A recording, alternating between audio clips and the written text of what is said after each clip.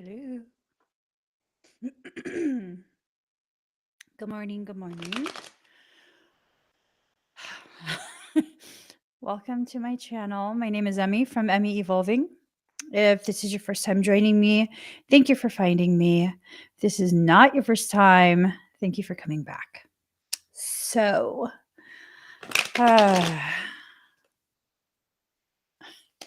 it's a weird morning. You know, it's a weird energy when my hair curls this much. All I did was wet the strands and let it air dry, and they're tight. Okay. So I was asking what this energy was about, you know, if this is going to be a good reading. I didn't want any type of contentious readings today. I wanted a day of peace, a peaceful, very, very peaceful reading. And what I was told as I was asking what this reading was going to be, I was told maybe there's a need to reconsider. Reconsider what? I don't know.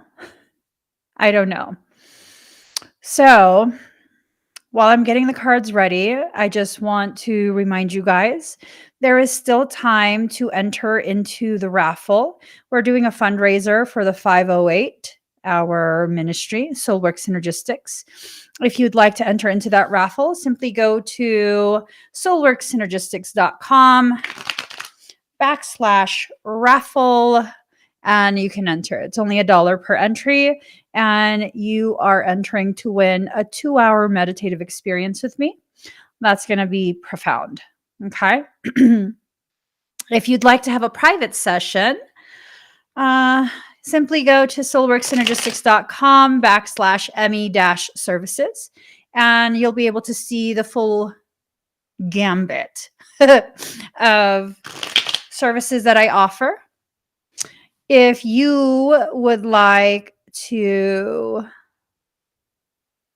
just take a moment, if you'd like to help us build the sanctuary, we are trying to raise the funds to go ahead and create a physical campus for the Soul Sanctuary, where we will turn that into an eco village. I do have a 35-acre plot of land that is just waiting. 35 acres of soul-based sanctuary. That's going to be amazing. So, going back to the task at hand, we're trying to do a reading for ourselves, right? Or I'm trying to do a reading for you. I'm not trying to claim none of this. I'm not trying to claim none of this. Okay. None ya. None ya reading is mine. None ya reading. Okay. Let me just okay. There. And then I'm gonna try and do this with only 2 decks. So let's see. Let's see how this works. I know, I'm super excited for it to happen, and it's going to this year. It's going to happen this year. I'm already speaking that into fruition. It's going to happen this year. All right, let's get started. Awakening in reverse. So this is telling me someone doesn't want to be aware. This is like a reversal of your level of awareness. Like, we don't really want to know. We don't really want to be aware. And so we're kind of working backwards at this point, right? Backwards, and denial, and pretending we don't understand, pretending this, pretending that, just a lack of awareness. And that's kind of like, that's not a bad thing to whoever is not wanting to be aware. It's not a bad thing to them. They kind of just don't want to deal with whatever. I'm almost wondering, Is this a person who did something that created an issue?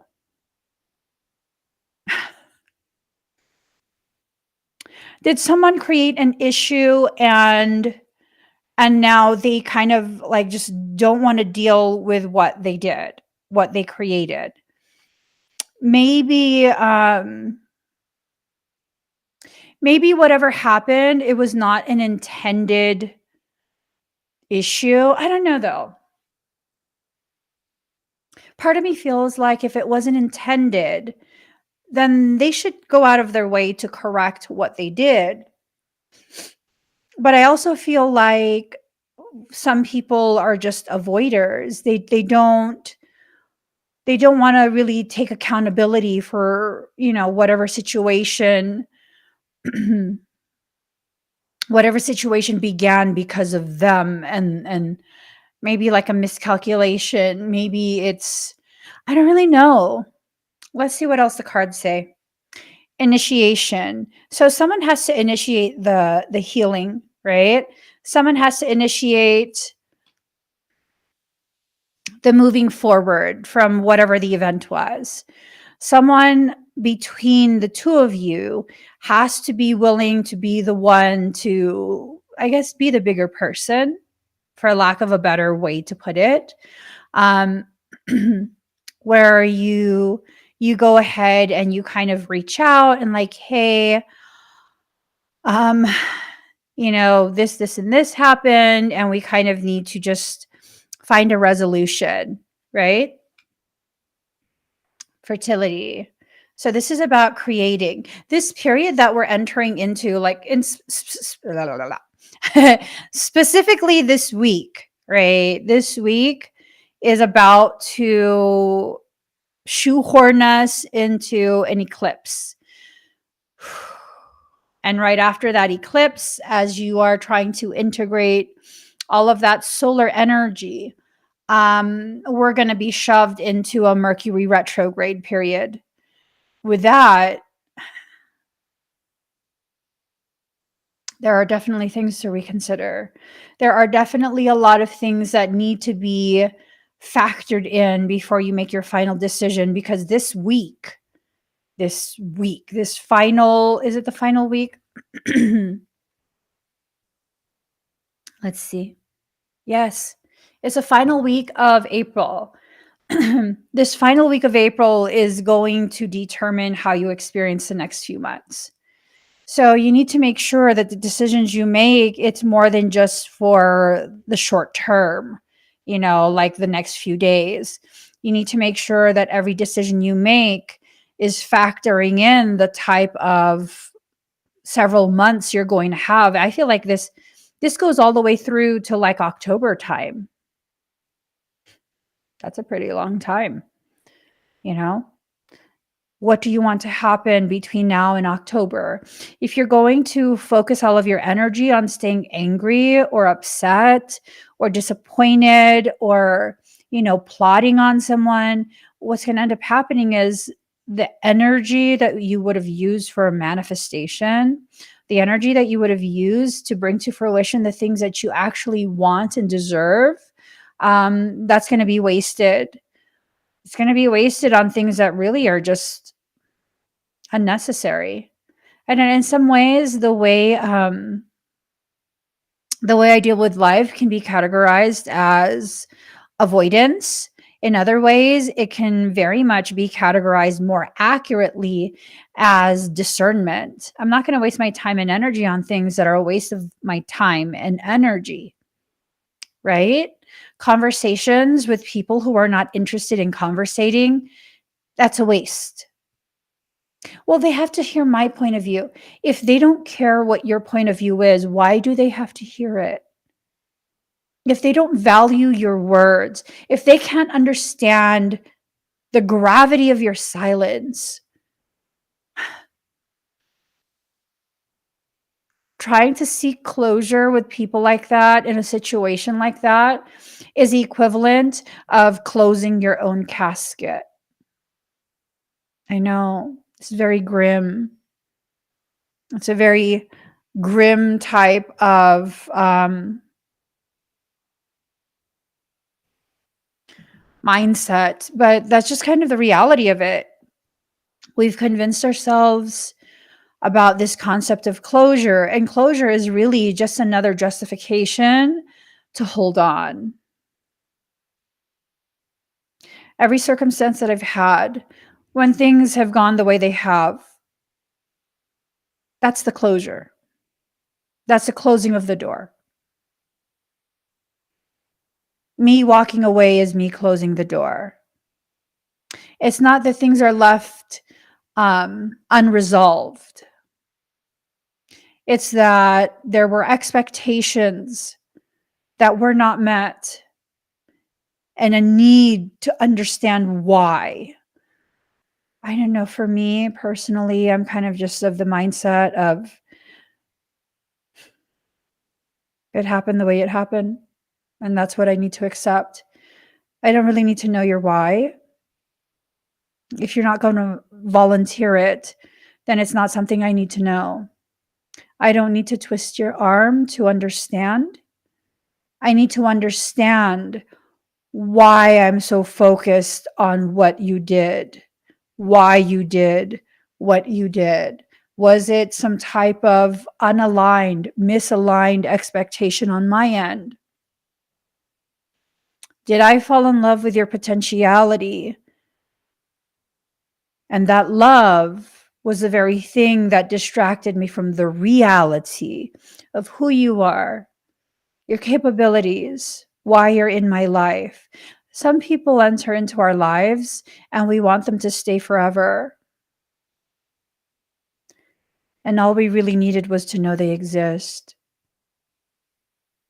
I don't know why. I don't know that I need to know why. All I know is the fact that I know you exist has affected my existence. And I need to tend to myself at this point. I need to make sure that whatever happened, that I will grow from that, that it will help to fertilize my seeds so that I can grow the most beautiful garden of knowing about myself, and allowing these things that I grow to be the very things that will bear the fruit to sustain me years on end. Thank you for showing me you exist. And that's it. Thank you for the time we spent together. And that's it. Thank you for bringing out aspects of me that I didn't realize still existed or never knew existed. People stay in your life for as long as they're meant to. People stay in your life for as long as they're meant to, not as long as you plan, not as long as the two of you agree to be in each other's lives. Like I said, when you write that story and you commit to that story, if that story is not aligned with the reality of what you've entered into, you are hurting your own feelings. You are disappointing yourself. You are allowing yourself to buy into a Hollywood story, but there's nothing Hollywood about it. There are things that need to be reconsidered. Whatever those things are, I hope that this reading gives you the clarity that you're seeking so you can make the decisions that are hard to make, and you can give yourself the peace that you so deserve. I found that peace can only be delivered by my hands, my mind, and my heart. No one else can bring peace to me but myself. That's kind of just one of those things, right? I can be the most peaceful environment, but when my mind is not at peace, when my heart is not at peace, I do not live in my peace. I live in a space of disappointment, a space of feeling like I have to question myself, like I have to question everyone. And it's not a bad thing to question. It's a detrimental thing to question and not allow yourself to receive the answers. I know many of us do this. We question and we're given the answer, and then we say that's not the right answer. We question and we're given the answer, and then we say we need a sign, and we receive the sign, and we say we need another sign. The moment you grow quiet with me, the moment you withhold yourself from me, that is my answer. That is my sign. That is all I need to know that our time together is done. That's all I need. I will not beg you to stay. I will not beg you to reconsider. Instead, I will use my time to reconsider myself. Where do I fit into this? Where am I within my life? Where am I within my journey? What do I need to do for myself?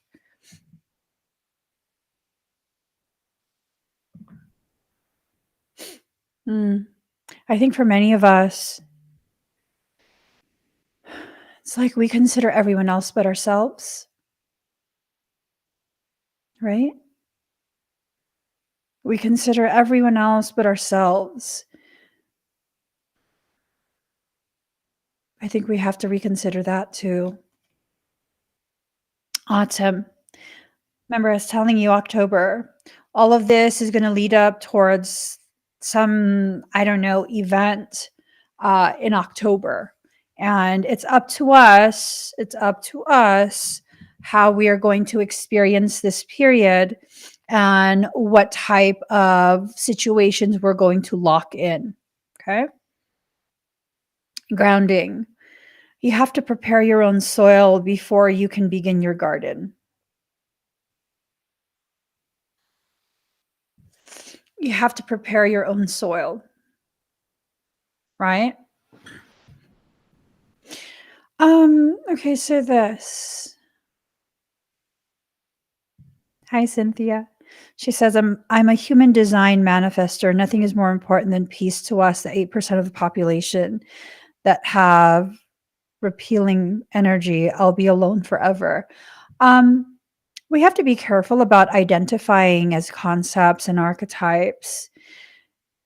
We have to be very, very careful about that. Like, I have all of these things within me that I can identify as, but in order to do so, I would have to limit myself. I would have to limit myself. I'm not willing to. So I will not identify as this or that. I barely identify as Piscean. Like, okay, if you're into astrology and you're going by your sun sign, um, that's your sun sign. So I'm like, I'm Piscean. But see, here's the thing, my moon sign is Capricorn. Those two are so different. They are so different. And here's the other thing, my soul planet is Mars. To identify strictly and be super committed to the concept of me being Piscean, that absolutely negates the other aspects of me that make me the ball buster, go getter that I am. All of these other things factor in. And when we allow ourselves to only be one thing and identify as only one thing, whew, all that potential disregarded. A friend of mine um, asked me, just like randomly, he messaged and is like, use 3 words or 3 concepts to describe you. And they're a very new person in my life, so it's kind of like, oh, okay. I guess you're trying to I don't know, maybe this is some type of like personality test, I don't know. And he asked me to use 3 words to describe me, or 3 terms, 3 concepts to describe me. And it's like this thing of a quantum anomaly in a linear world. That's one. Mother, wife, And that's who I am. I am a quantum anomaly in a linear world. I am also a mother and a wife. The only thing more important than being a wife is being a mother. And the thing that brings it all together and helps another to understand how I function as a mother and a wife is by sharing that I am a quantum anomaly in a linear world. I will never do as I am told to do. You can never expect from me because I will do as my heart tells me, as my soul guides me. I am living chaos. I am a daughter of the cosmos. And you cannot predetermine how my life will go, because I promise you, whatever predetermined blah, blah, blah, I will rebel. I will fight that. I will do whatever I choose to do.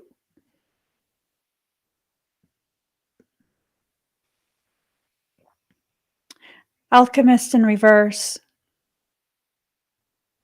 We forget that we are the alchemical change we need in our lives. And so long as you continue not to apply yourself, you will not have that catalyst. The impetus for change is within you. How you react and respond to other people is the very impetus that you are seeking. It was never another person. It was what another person could bring out of you.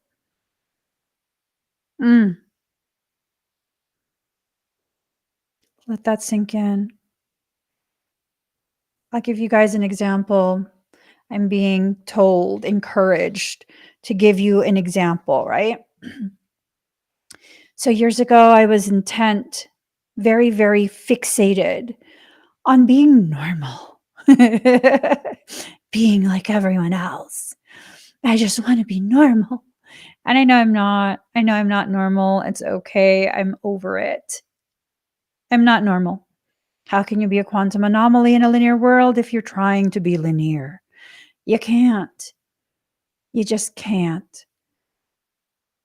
But years ago, I wanted to be. I wanted to be so linear. I wanted to be like everyone else at whatever cost.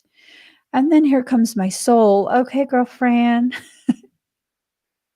showtime. Girlfriend, it's time to let the world see you. It's time to be publicly visible.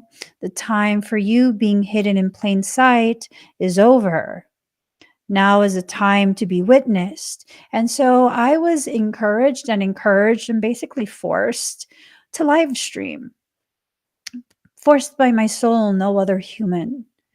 And that was a period where my twin ray found me during that period. During a period where I was fighting so much, this process of me allowing myself to be as authentic as I possibly can be. Is that twin ray in my life? No. They found me at a time when I needed aspects of myself to be brought forward. And the proximity of their presence, the short-term interaction, was what was necessary to bring that forward. It was never this thing of an obligatory existence, binding myself to another person. Because why? Because some guru told me that, what? I'm supposed to spend my life with somebody? The only person I need to spend my life with is me. Literally, just me.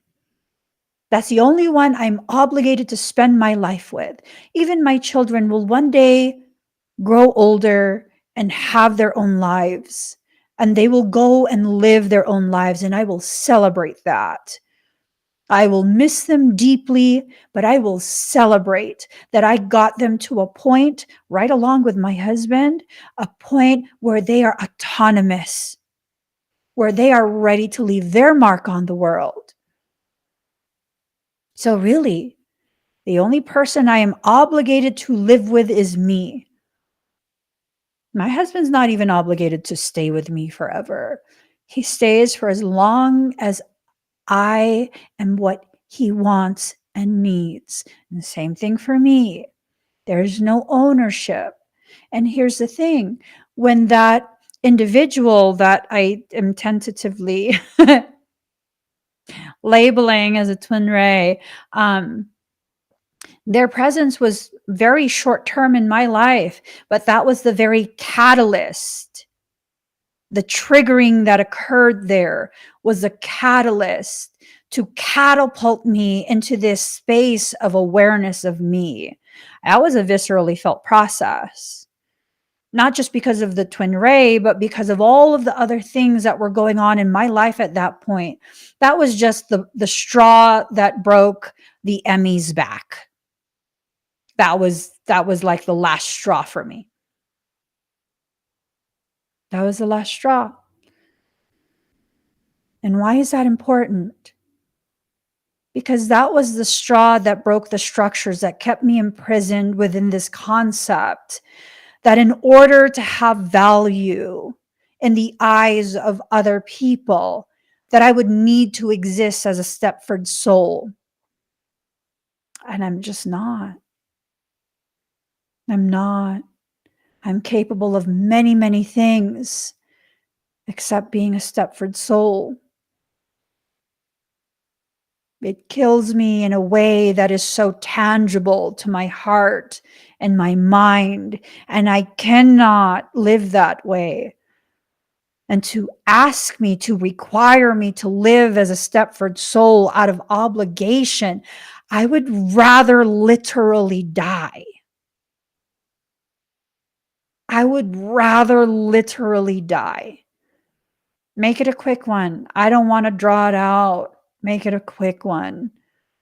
To live year after year after year in that space of obligatory existence, living simply for other people and their preferences, their convenience. No. Make me the villain. I don't give a shit. No. I did that for too much of my life. And I was still the villain. So just make me a villain flat out. I'm not even going to try. Just give me the cape, give me the dark mask, make me the villain. You know, it was interesting last night. My youngest, he does these they're daily questions that he asks all of us, right? I'm his primary target. I love him so much. I am his primary I'm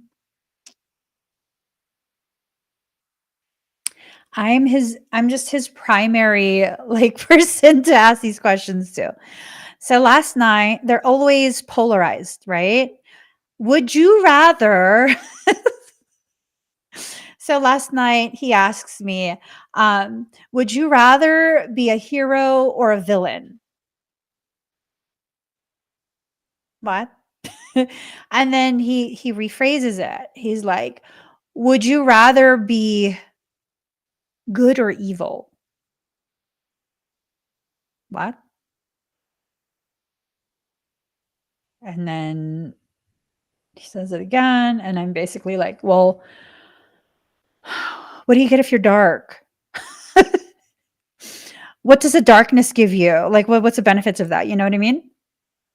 And he's like, well, you get henchmen and jokes. And I was like, okay, you got people to do things for you. I mean, henchmen really are contingent. Their behaviors are contingent on what you ask them to do. Okay. You know, I don't have it in me to ask people to do bad things to other people. So it's not really a bad thing. I like jokes. And then I was like, what do you get if you're good? And he's like, birthday parties and a sidekick. I don't really like birthday parties. I don't really like cake. And he was standing there like, "What are you gonna decide? What are you gonna decide?" He just stared at me, and I was like, "I didn't know. I don't know." I started stuttering. Don't know, you know? And it's this thing of part of the reason why it wasn't a clear-cut thing was that evil is a human concept. Evil is a human construct. Are you aware that demonic things are still angels? For those who work with angels, I'm absolutely serious right now. Yeah. Demons are fallen angels. Still angel in there. Still angel in that term. They are angelics. And, it's kind of this thing of if they were really that horrendous and, like an enemy to humanity, which I mean, I'm not saying I like them. I kind of don't. They make my job that much harder. I kind of don't. That's the honest reality of it. But the other reality is, the more profound reality is, they serve a purpose for creation. Regardless of your intent, your actions are only allowed if they are authorized by creation itself. I'm not afraid of evil things. I'm not afraid of evil people. Are you aware that quite a few people, especially on Facebook, have labeled me as evil? I'm evil to them. Why? Why? Why am I evil? Because you couldn't get your way with me? You couldn't force me to comply. You couldn't destroy me. You couldn't take your heel and place it on my head and force me into a place of submission. Fuck you and your heel. Label me evil because I will fight you no matter what. Evil? What exactly is evil? Someone's opinion. Someone's opinion. That is it. Because what one person deems evil, another person deems angelic. It depends on your proper positioning on that plane of polarity. It really just depends, right? So instead,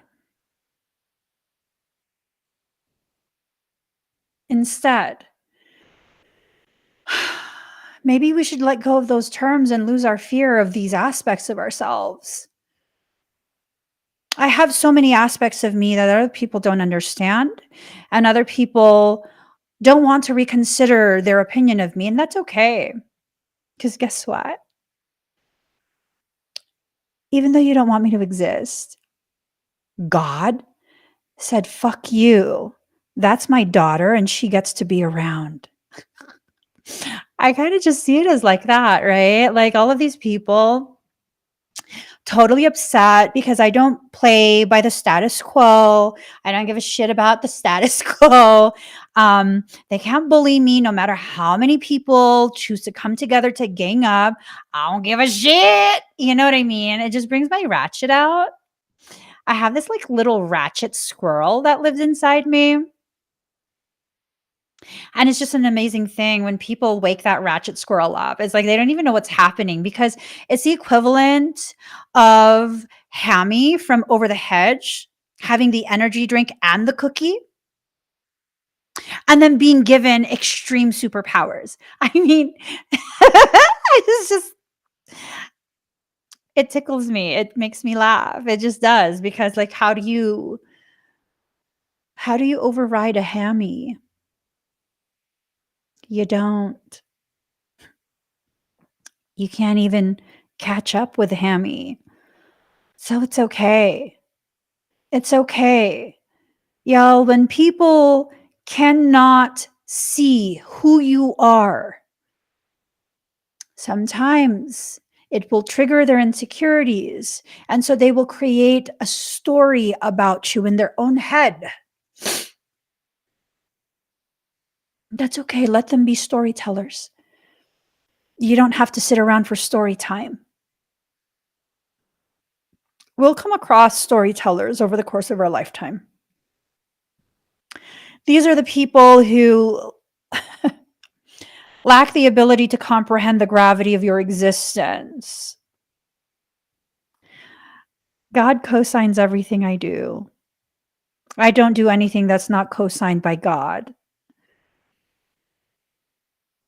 I'm pretty sure God knew what it was doing when it created me. I'm pretty sure God's omnipresence and omnipower and omnilove outranks your human perception. You know what I'm saying? I mean, don't you think you should know yourself thoroughly, including your purpose and your soul's history, before you could ever begin to be the judge and jury of another person?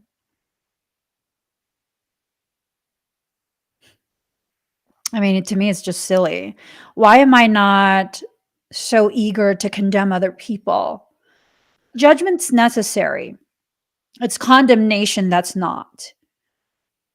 Judgment is absolutely necessary. That is a component of discernment. You have to be able to judge a situation and a person, whether they are good for you or detrimental to your peace. That has to be something you are okay with. It's a condemnation. Like, I can judge you as someone who is detrimental to my peace and still not go into this space of you're a bad person. That's not for me to say. Unless you've done bad things to me, I'm not going to have that opinion of you that you are a bad person. And anyone who knows me knows that I literally am like this, especially if you know me in real life. I'm not one to listen to the shit talking someone else does and be like, oh my God, that's a bad person. No, I'm literally the one. If you talk shit about someone to me on a personal level, I'm going to go straight to that person and be like, hey, what's up? How are you? What's going on? What's going on? What's happening? No, I don't always need to say like, "Oh, so and so's talking shit." No, I'm not there to do that. I'm not there to snitch or anything. I want to know what's going on. Why are all these people saying all these things about you? Are you really that? And I'm going to observe you. You know, my old best friend, we were best friends for a very long time. Something like 14, maybe 15 years. We were best friends. You know how we became best friends? So I met her through my husband. That's my husband's ex-girlfriend. They dated or something. I don't know. None of my business. Before he knew I was alive. And what had happened was the first time um, he had his birthday with me and his wife, we all went to a restaurant, him and all his friends. He's a social butterfly. And there were maybe like, I don't know, 30 or 40 people who were his close friends. Hello, Gemini. And they all were at the restaurant with us. And I was sitting beside him, and I did not know that that was, I guess, the last person he dated right before he met me. And she was sitting near me and she kept staring at me very, very intensely. And I was just like, this is awkward. Am I going to have to fight this girl? Like, I don't, this is just weird. Right. But she kept staring at me. And I want to say I told my husband and he just laughed. And I was like, okay, well, if he's not tripping, I guess I'm not going to be tripping too. Fast forward several months, maybe a year, I don't know. Several months, quite a few months. Fast forward that, and I end up renting the house that I grew up in from my parents. And obviously, I could not afford that. I couldn't afford that mortgage.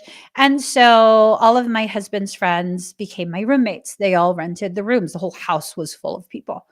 And since they're all friends, she would come over. Every night, everyone would come over and everyone would just like get smoked out in the garage.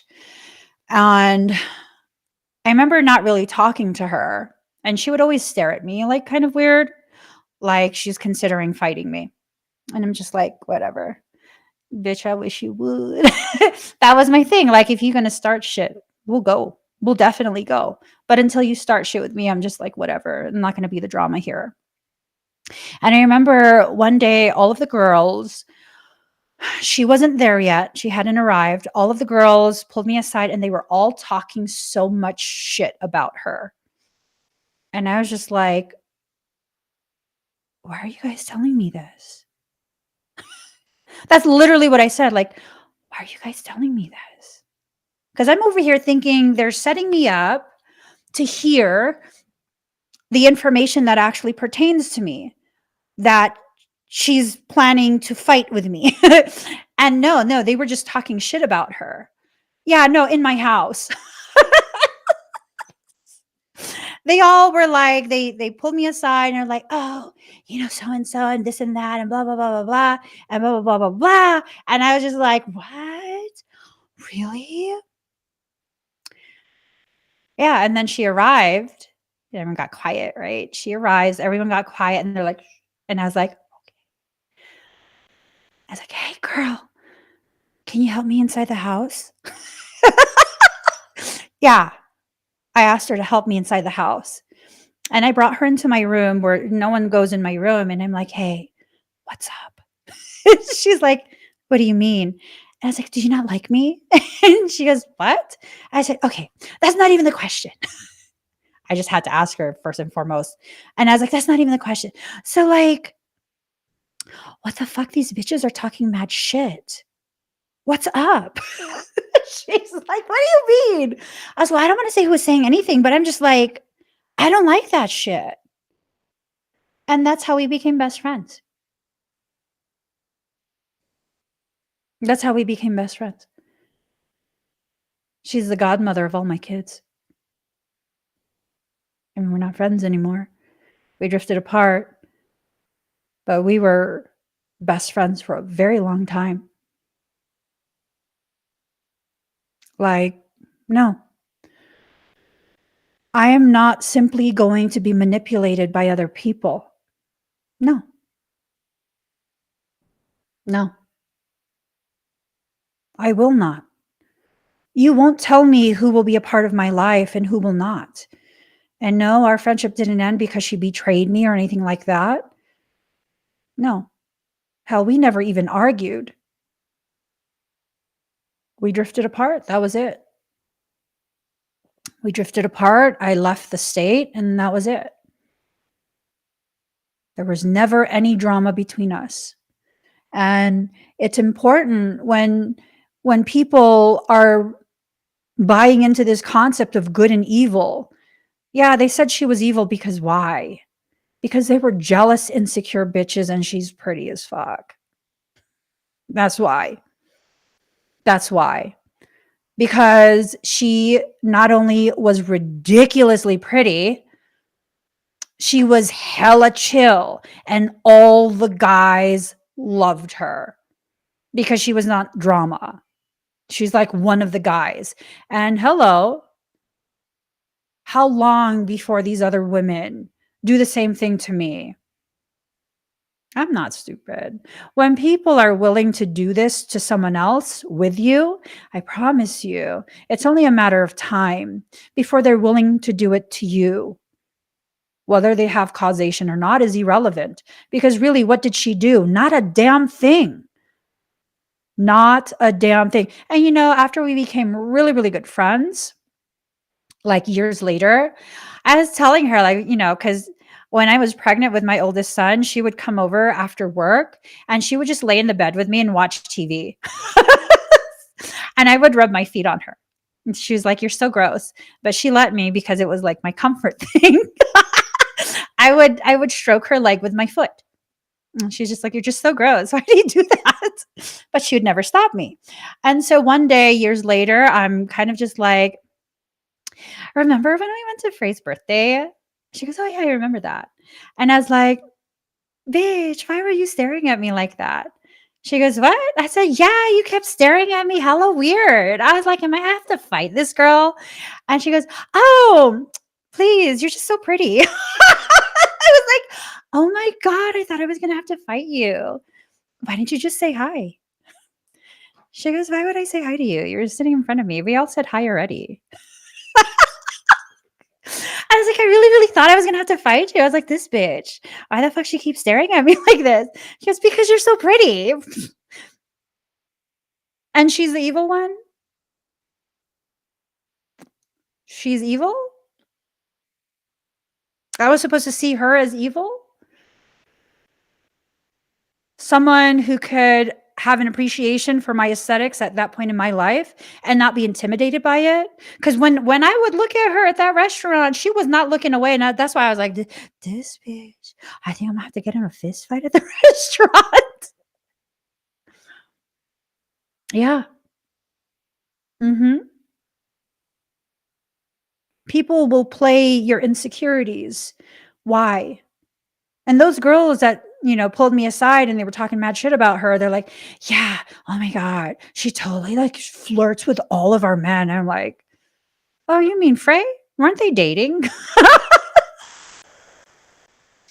I mean, if Frey really wants to be in a relationship with her, he's free to. I mean, I'm not gonna be in a relationship with him, but I'm not tripping. I'm not tripping. I'm not insecure like that. Like, you think that my husband talks to everybody. He does. He will talk to everybody. I'm married to a Gemini. My husband is as hetero as they come. He is so friendly that gay men will flirt with him. I'm not tripping. I'm not tripping at all. Women think that he's honey, you're not special. He's nice to everybody. I'm not insecure like that. I don't have to reconsider what my place is in his life. He made me his wife for a reason. Like, no, no. And if I'm questioning my place in your life, why am I sticking around? Whether it's friendship, whether it's romance, whether it's work, why would I stick around and waste my precious life? Honey, if you don't want me, it's okay. I don't have to be wanted by everyone. All I have to be is wanted by myself. I'm the only validation that I actually need. That's not to say that the validation all of you have given me over the years, times where I was feeling very low, that helped to bolster me, that helped to lift me up. That was absolutely one of the most profound perks of having co-created this community with all of you. But the one validation, the one opinion that is the most important is my own about myself.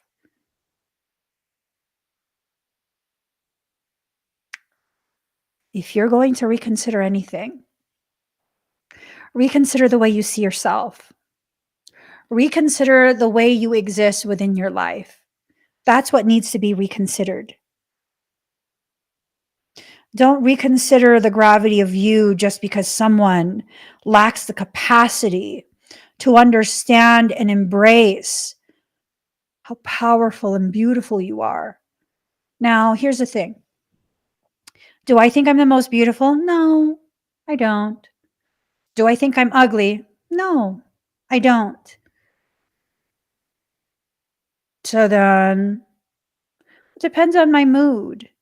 Some days I'm able to see the gravity of me and I fall that much more in love with myself. Other days, I don't really like my attitude. And so I find myself becoming a little bit more distant with myself and becoming a little bit more quiet. That's okay. Both are valid. Both are valid. I am a whole being. Those are not insecurities. That is me in the ebb of flow, the ebb and flow of my process of loving myself.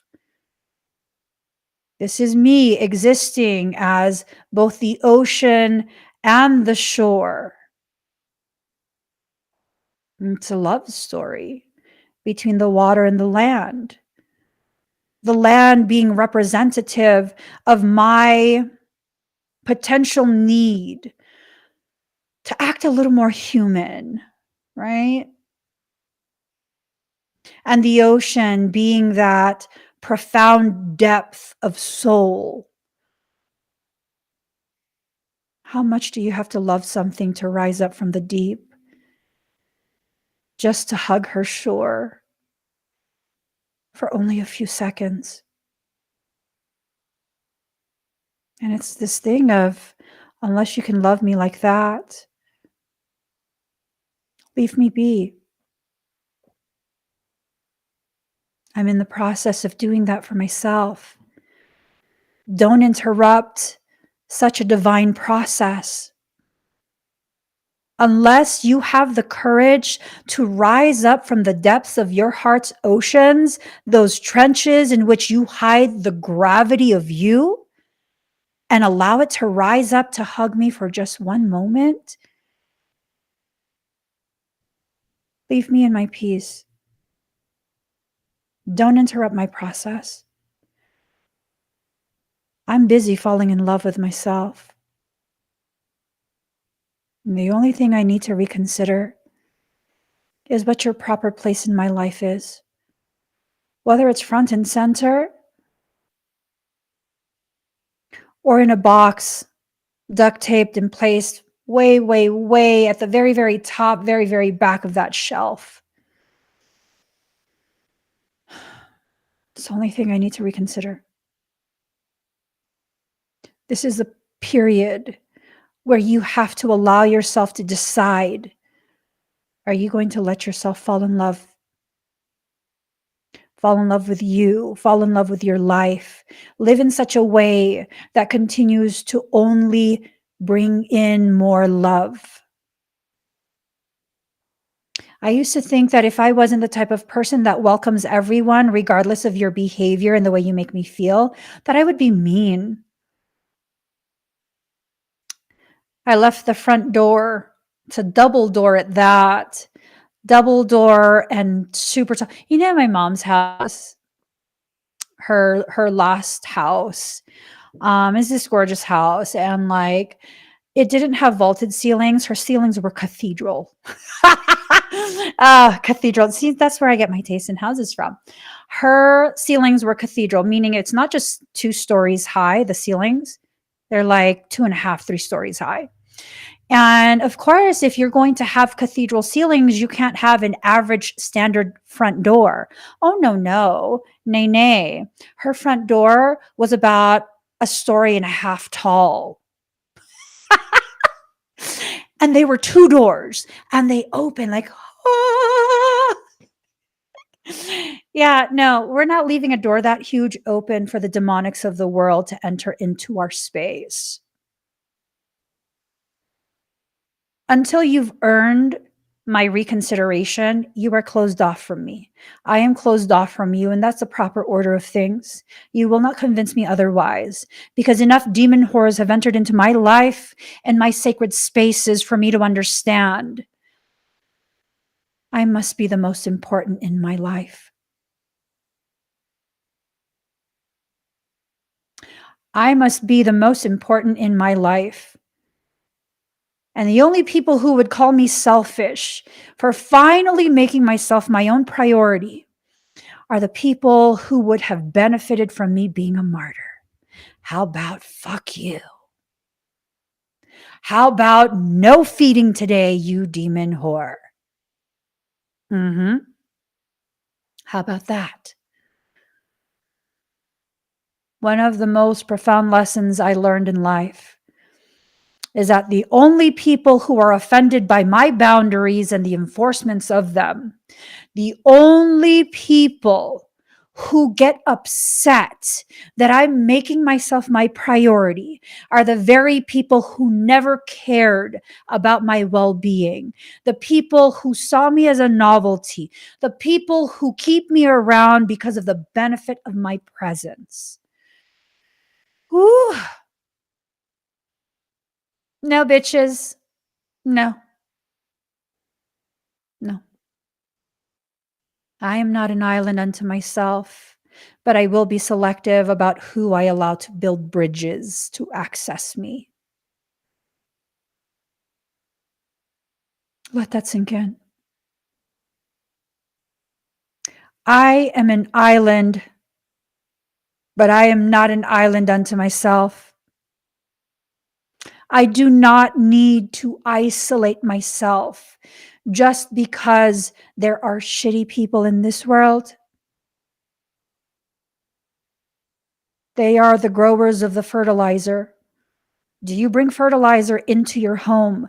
No, you leave it in your garden, far from the doorway, as far from the house as possible. And that's how you treat the fertilizer people of this world. The people with a shitty attitude and shitty intentions, they are the ones who cultivate the fertilizer you will use to grow yourself. I'd never bring fertilizer into the house. Never. I would never bring compost into the house. Never. Never. Are you aware that when you are starting seeds, say you want to start a veggie garden, you never use compost soil? Why? There's so much bacteria in it. Yes, beneficial, but not for new roots. Ignore Joy Joy. Joy Joy's trippin'. She's really trippin'. Chi Weenie's trippin'. Ooh, Joy Joy's trippin'. Joy Joy been trippin'. She's too much. She extra clingy. She's like extra clingy, extra annoying, extra hyper. That's my daughter. Cycles. These cycles are in reverse. These cycles that are upside down, they're reverting you back to your proper place within yourself. Sometimes we have to allow ourselves to recognize that sometimes the people that are in our lives, especially the combative people, they're allowed to be in our lives to give us something to push against. What's that mean? That means, like, for someone like me, I could never actually choose myself willingly above other people until you give me a reason to. What does that mean? Well, like, say I'm making myself some food, right? And I'm about to experience hypoglycemia. Um, if you come into the kitchen and you're like, "Oh my god, I'm so hungry," I literally would give you my food. It just this irks my husband to no end. Like, why the fuck did you give your food away? No, he says this kind of stuff to me. Why would you give your food away when you're already feeling sick? Well, because they're hungry and I could always make more. He goes, but you're feeling sick. I'm like, but there, could we just have it? He's like, no, you eat all of your food. I will make them other food. Yeah, no, he gets so irritated when I do that. But that's totally how I am. And I remember when I was, at my toxic sibling's house. Well, that's going to forever be his name, toxic sibling.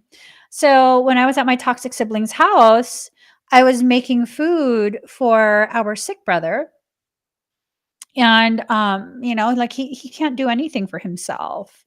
Our sick brother, he literally had to just lay there or risk further worsening his heart. So I'm making him food, and our toxic sibling comes in. And mind you, I'm about to run late for my session. I haven't eaten yet. I'm feeling really sick. I'm trying to make sure he eats his food first, simply because he needs to take his medication. He can't take it on an empty stomach. And it's perfectly fine with me. But our toxic sibling walks in and he's like, well, you never make me anything.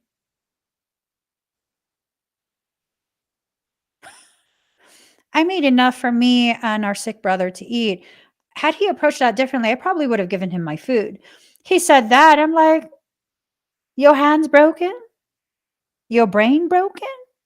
Make that shit yourself. What the fuck? Stop being lazy. You're a grown ass man. Why don't you make that shit yourself? Or why don't you go out and find a wife to cook for you? I'm not your fucking wife. I did say that to him. I did. And then I plated the food. I put it on a nice little tray. I added extra slices of fruit. And all of that. And I would serve my sick brother his medication in a little champagne shot glass. Mhm.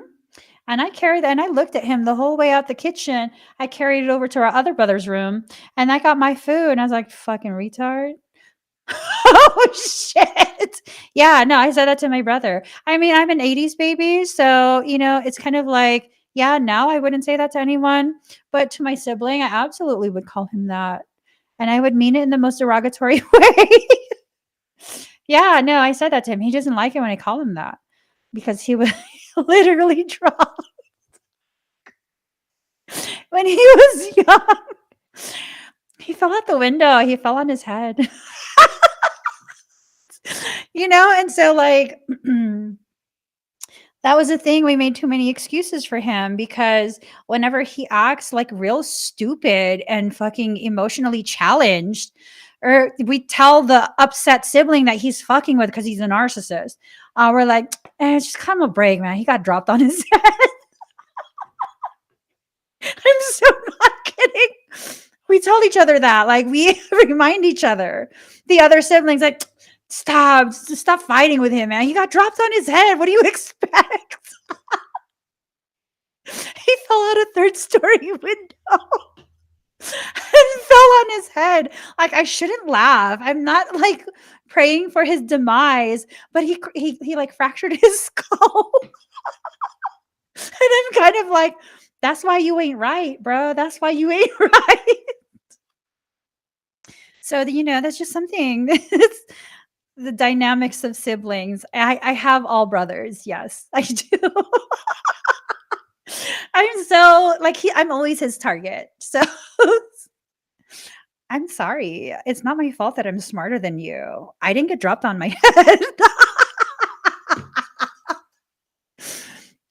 What? I mean, you wouldn't have all those insecurities you have with me if you stop comparing yourself to me. I'm just saying. Like, stop comparing yourself to your little sister. She's always going to be smarter than you. And it wasn't because I went to a different high school than you. I'm just naturally smarter than you.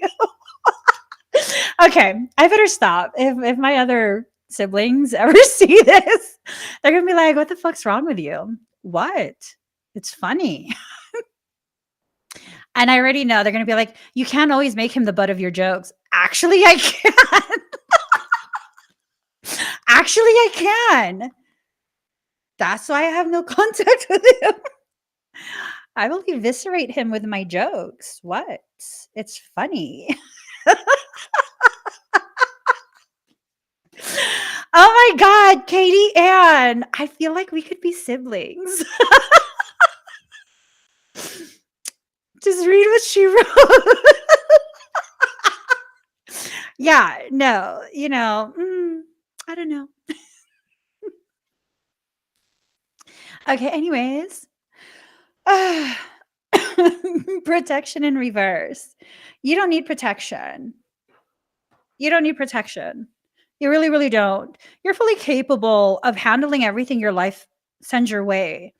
And when you start to believe that you need protection and you need this and you need that, everything that's outside of you start to take in deeper and deeper as your truth that you're incapable. Okay. And you really don't need to do that. You need to allow yourself to have the mindset that would allow, encourage, cultivate a fearlessness to be alive. Years ago, I thought that I was afraid of failure. I thought that I was afraid of all these different things that I actually wasn't afraid of.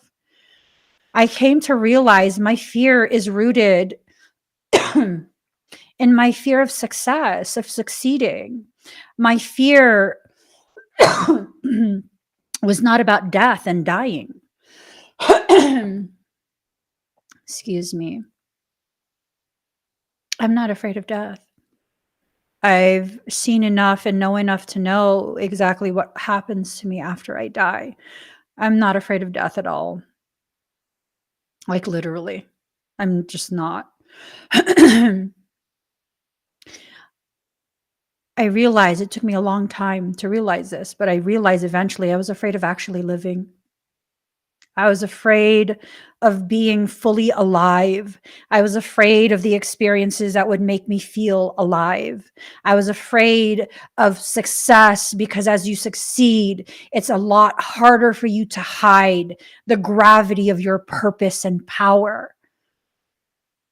And that's just not okay if your goal is to be normal. When your goal is to be normal, I mean,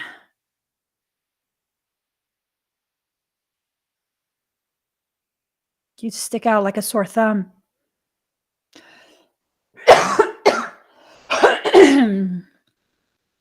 I didn't want to stick out. I distinctly remember in high school when the first quarter finished because, everyone in high school knew who my brothers were, so they all knew who I was. And no, I wasn't popular. I was the awkward sister that everyone thought was just too stuck up. No, I wasn't stuck up. I'm socially awkward. Let me just be real here. So I'm socially awkward.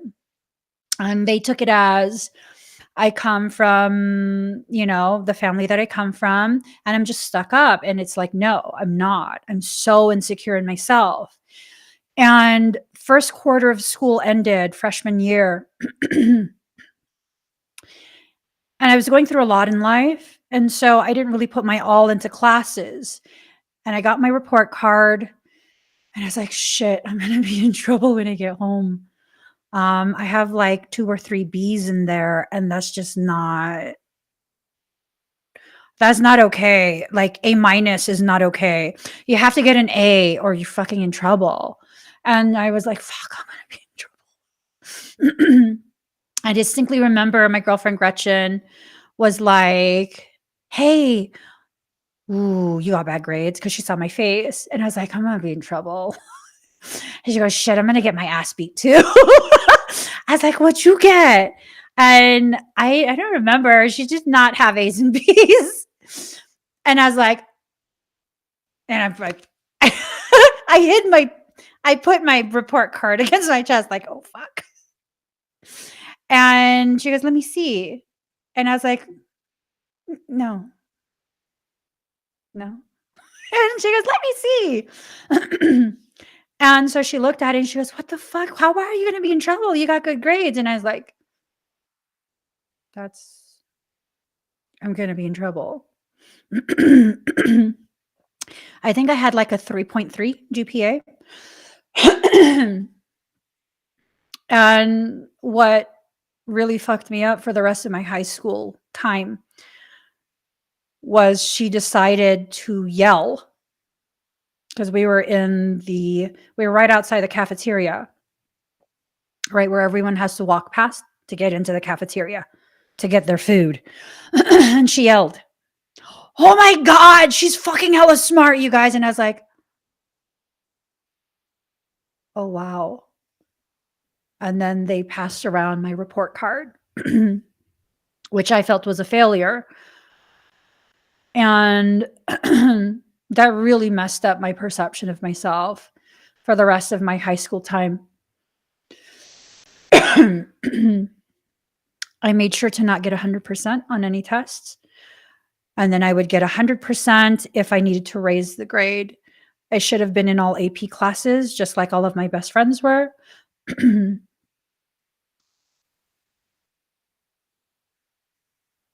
But I didn't fit into that group of the smart kids.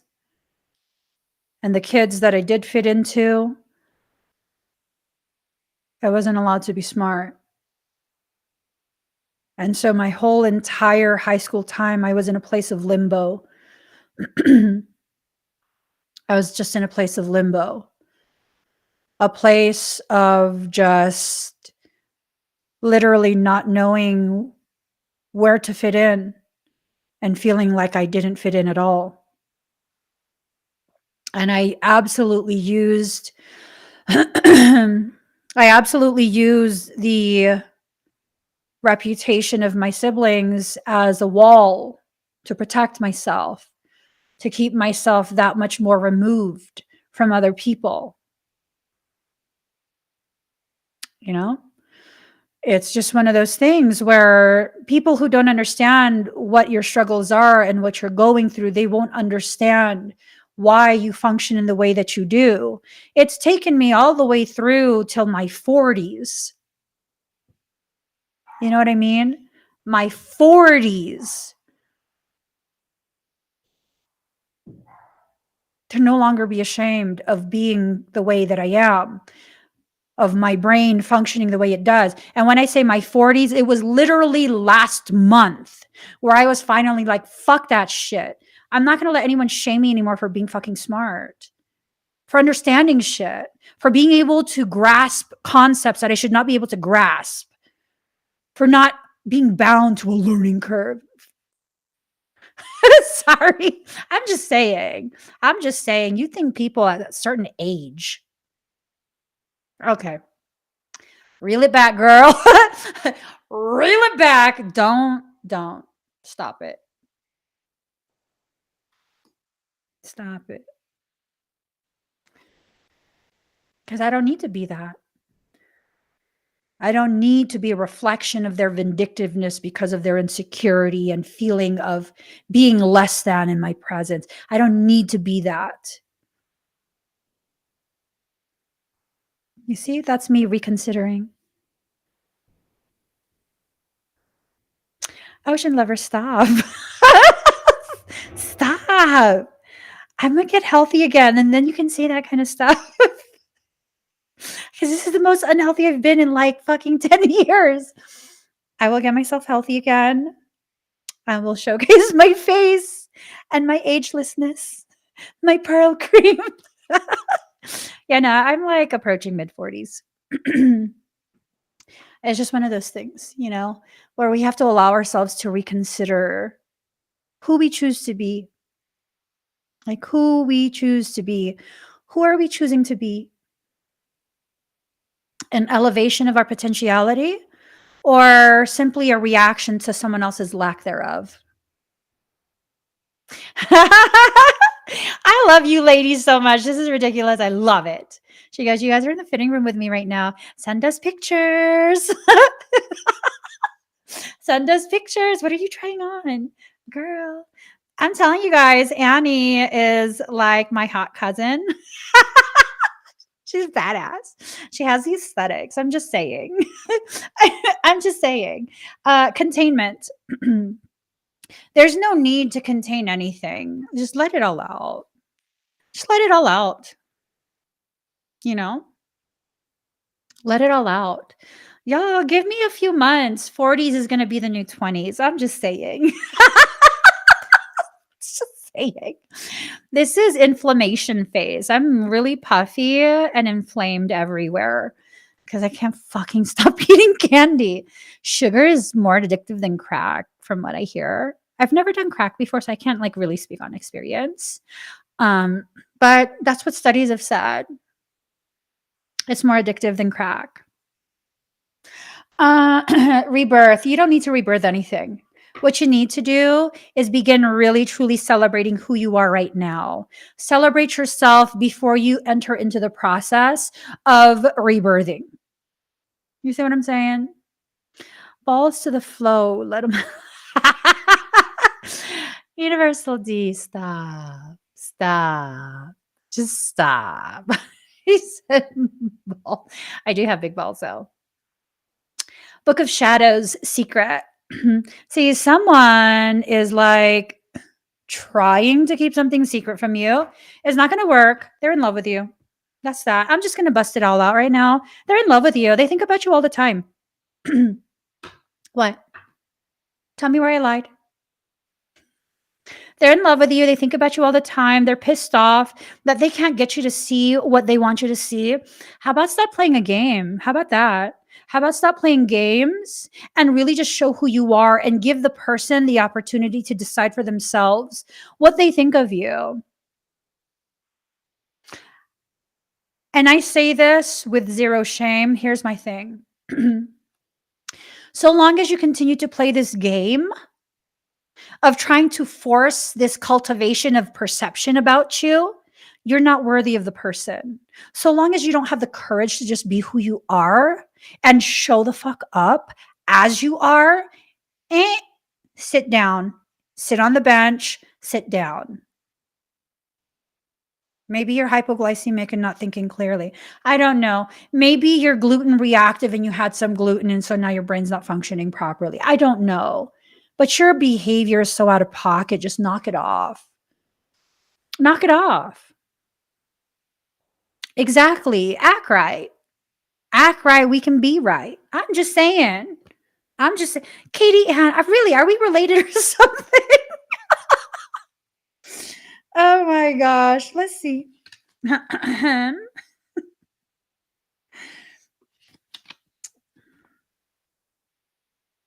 All right, this is kind of morbid. What the fuck? Okay, well, I'll show you in reverse because that's how it came out. Hanging ghost in reverse. Lack of sacrifice, unwillingness to make the necessary effort, egotism, false prophecy, useless sacrifice. So here's the thing. Here's the thing, okay? Here's the thing. If you approach from an ego base, you deserve to get your feelings hurt. Ooh, shit. Do I need to say it again? If you approach from an ego base, you deserve to get your feelings hurt. Ooh. It makes me feel naughty. Okay. It makes me feel like, ooh, game on. You just gave me permission to hurt your feelings. But no, I should not do that. What? Gucci, stop. What are you going to give me for Mother's Day? Sorry. Wait. What? I don't want to book an appointment. Just show me what you got, boo. I don't want any of that. Okay. I don't really like Gucci. I'm telling you. I do, but I don't. I do, but I don't want to pay that. I don't feel like it's worth that. Dilemmas. I'm just saying. The only reason Gucci emails me is because I bought my niece a bunch of Gucci shit. I won't buy it for myself, but I'll buy it for her. You know what I'm saying? And y'all can just be thankful I didn't buy her that mini Dior bag. It's like perfect for her size. And it has a little crossbody strap. So fucking cute. But I think it was like $2,000 or $3,000. And I was like, Frey's gonna kill me. He's gonna kill me. My brother's gonna kill me if I get that for his daughter. They're all gonna kill me. They're gonna be like, return this shit. But I'm just saying, like, to justify it, I truly believe she is the incarnation of my mother. And I feel like grandma needs some Christian Dior. I'm like, grandma needs Gucci. I'm just saying.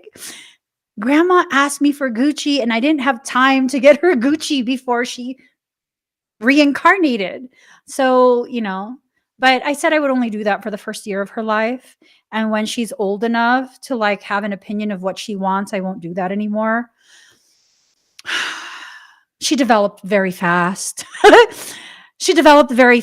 And she has her own personality even before one. I was like, shit, gotta get her toys now. Can't get her Gucci anymore. I gotta get her toys. It's fine. It's fine. 7 of Swords. But I thought Gucci was giving me a gift.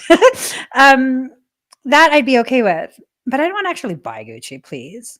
7 of Swords. 7 of Swords. In reverse. Arguments, uncertain counselor, and 5. Circumspection. Slander. Oh, that must be. Baby boo, you have been so misled. You're over here dang-a-langin' and your people are putting you upside down. What? I'm sorry. Let me get in control of myself.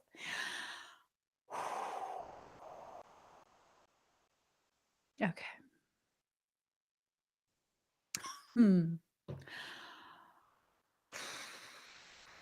All right. So someone's been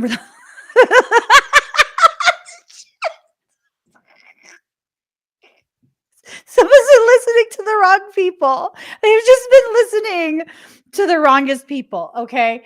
Like, boo.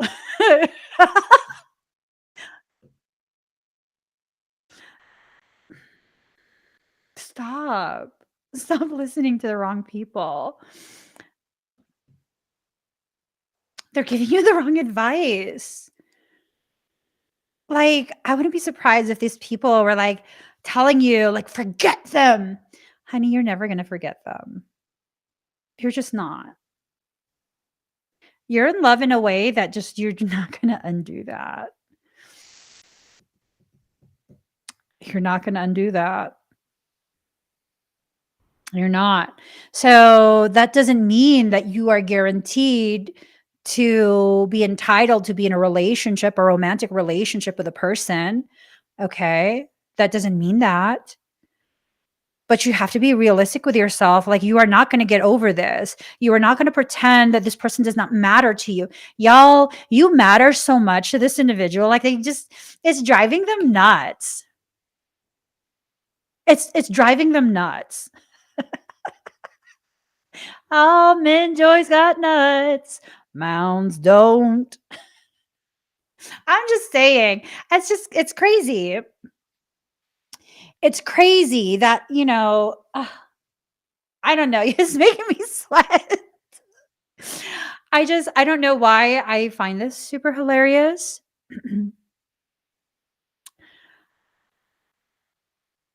I don't know why I find it super hilarious, but you're punishing yourself. If you are cross watching and this is resonating, you don't know how to get to the other person and blah, blah, blah, blah, blah, blah, blah, blah, blah, you know, blah, blah, blah, blah, blah. I think you should probably just stop. Stop fucking around so you stop finding out. I'm just saying, stop. Stop playing these games. Stop trying to make it like, oh, you don't care. You do care. You absolutely care. It's tearing you up inside. And it's like you're a fucking masochist, yo. Well, if that's your kink, I mean, by all means, continue on. if that's what it is, go ahead, continue on. But you're hurting yourself. You're hurting your own feelings because this is not a person that you're going to be able to let go of easily. It's just not. For some, I don't think you'll ever let go of it your entire life. You notice how I didn't stutter? Notice how I didn't blink until I was done saying what I was saying. Yeah. Yes, Moonrock. Moonrock says, here's Baby Savage. Baby Savage says, like, grow up and tell the person what you feel. It's getting annoying. Yes. Yes. It is. Let's see. We have the Knight of Staves in reverse. Interruption, unexpected change, quarreling, breakup of personal relationships, rupture. So you know what happens when you meet someone that's profound and you don't have the huevos to be an adult and approach it from an adult place, devoid of unbalanced ego? You know what happens? You try and convince yourself that you can replace the person and you can't. And you end up picking yourself a bunny boiler of a person. And then you wonder why all your bunnies are boiled. It's this thing of like, you're creating situations for yourself. So you're the only one to blame. It's not because the other person won't have you. It's not because yada, yada, yada. No, like it's really literally all you. You're doing it to yourself. So stop doing it to yourself if you're tired of it.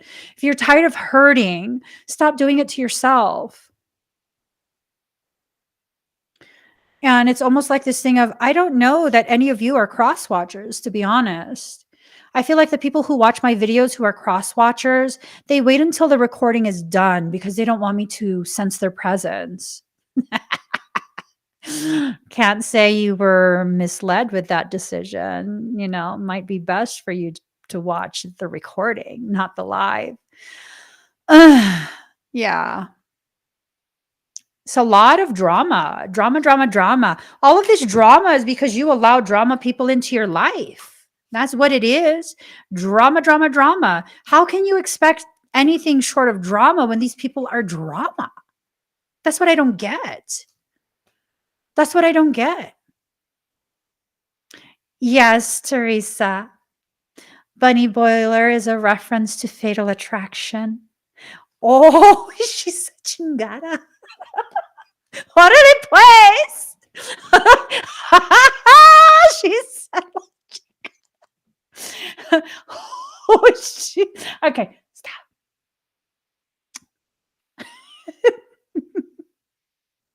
You triggering my Spaniard. My inner Spaniard. Okay. Anyways, let's pull another card. All right.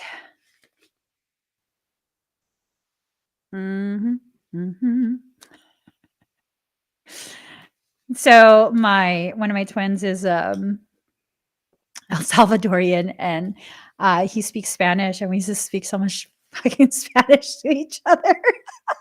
But just talking shit, just totally talking shit.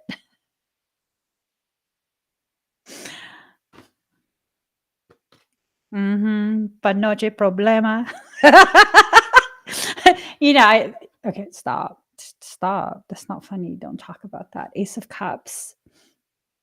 Great abundance, fulfillment, perfection, joy, fertility, productiveness, beauty, and pleasure. Favorable outlook. So this is for y'all. You know what I mean? This is for you. See the difference? Crosswatcher who thought that they could just fuck around and find out versus you who already knows. See the difference? That's the difference. When you stay within your grace for yourself, you avoid much of the bullshit. I'm just saying.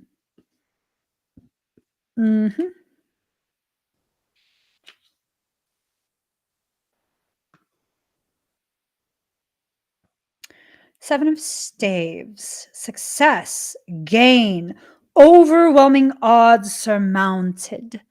Advantage. Yes. There's a street, there's an exit. I think it's off Highway 5. When you're in NorCal, heading down towards SoCal, it's over by like Coalinga area, and the exit is Panoche. It's Panoche. Yeah. All right. Ooh. Okay, the intrigue. Hold on. I'm just saying.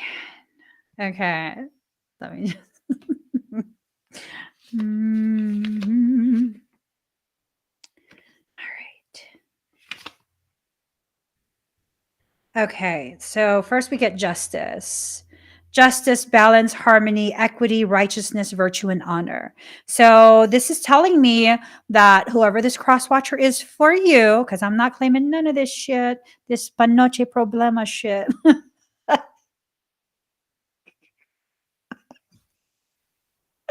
Con panoche problemas. Let me just stop for real. This is like literal panoche problemas. So they're starting to see the gravity of you, right? They can't deny it much more. And then you have the devil in reverse, release from bondage, divorce, recognition of one's needs by another person, overcoming severe handicaps. So now they're like needing to make up for all the stupid bullshit. You know what I mean?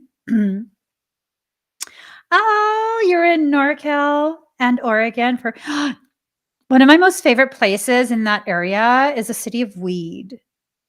It's the name that they don't grow it there. It's the name. It's like right beside Shasta. Oh my God. I love that area. Anywho, 10 of Swords. Ten of Swords in reverse. Benefit, profit, improvement, passing success, temporary favor, momentary advantage. So it's looking like y'all are going to be forgiving. I can't even hate on y'all for being forgiving. I'm like that too. God, why? I have the ability to overlook so much bullshit. It's ridiculous. Yeah. So it looks like for quite a few of you, you have the capacity to overlook someone's shortcomings, someone's panoche issues. I should stop saying that. Oh my God, I should stop saying that. Six of Coins in reverse. Selfishness, envy, jealousy, bad debt, unpaid loans. So this is a case of them having an issue. They're having an issue. I've got issues. You've got them too. This, I don't know. I'm trying to see if this is their personal issue or if this is a card about who they're dealing with. Maybe their relationship ended. Maybe they deserve each other. I don't know. This is an issue though. So, okay, this is important, Katie. This is important. She says, forgiving and hate myself for always being forgiving. Here's the thing. Are you forgiving or are you enabling? Right? This is a question we all have to ask ourselves. Are you forgiving or are you enabling? Are you allowing your presence to empower someone else's toxicity? Toxic behaviors.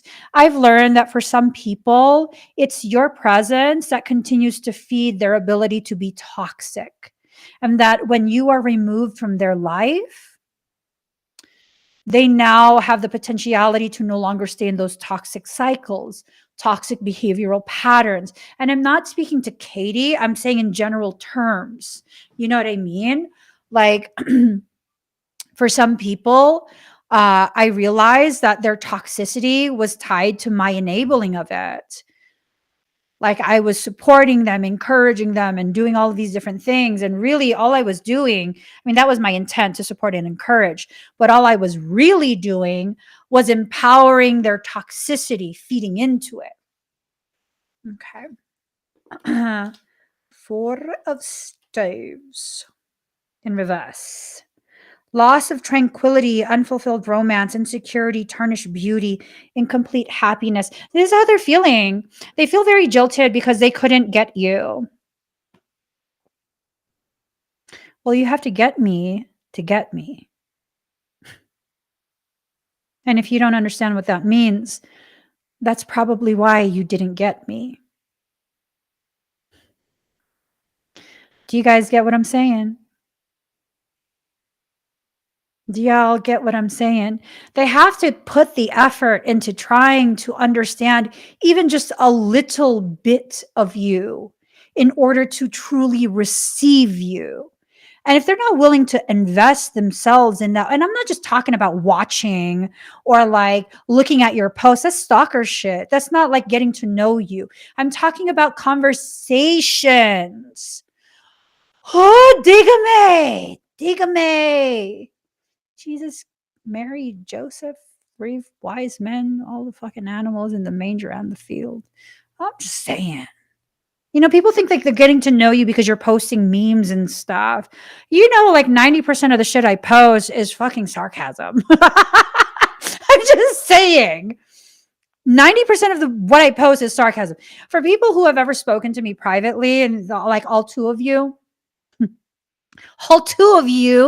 that have had private conversations with me and stuff, who I am on a live stream is still who I am.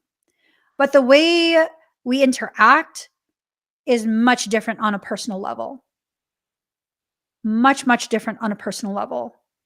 You get to see aspects of me that I would not allow myself to share publicly. Not because I'm ashamed, because that's just for me. That is just for me.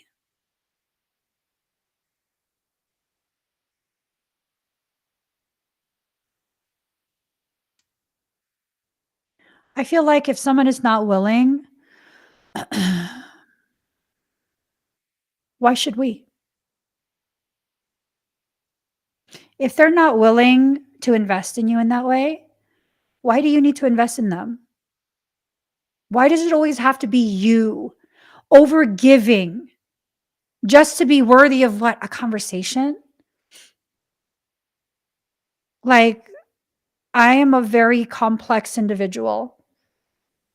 You will not get a complete sense of who I am just on a live stream. I mean, you get the gist that I'm a good person. You know, you get the gist that you don't want to fuck around and find out with me, but that's about it. That's about it. Like Universal D over here. I'm sorry, I haven't opened any of your messages. Um, this is my boo right here.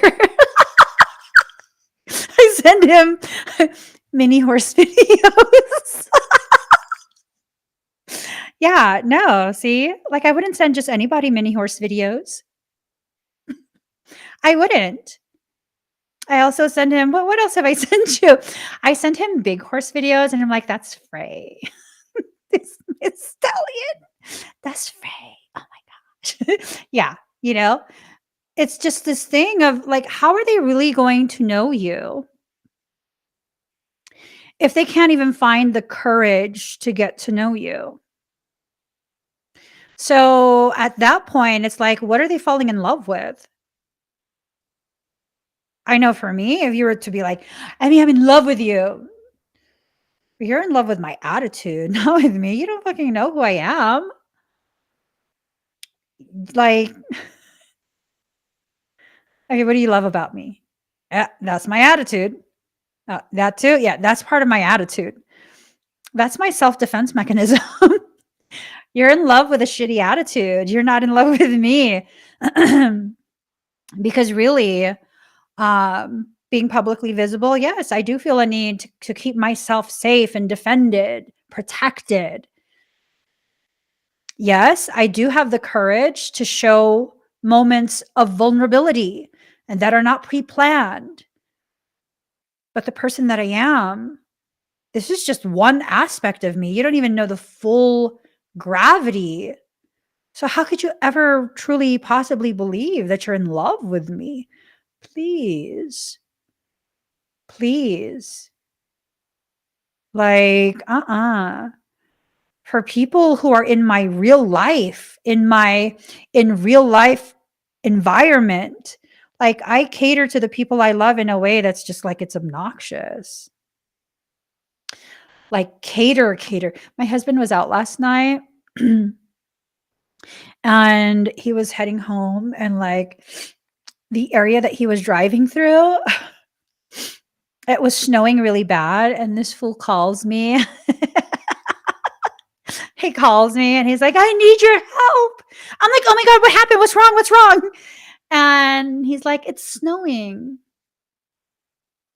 Motherfucker, you made me think that you crashed or something. What do you want? And he's like, "Can you make it stop snowing?" Oh my god. Fine. Fine. Clear the snow just for you. I'm not even joking. I cater to the people that I love.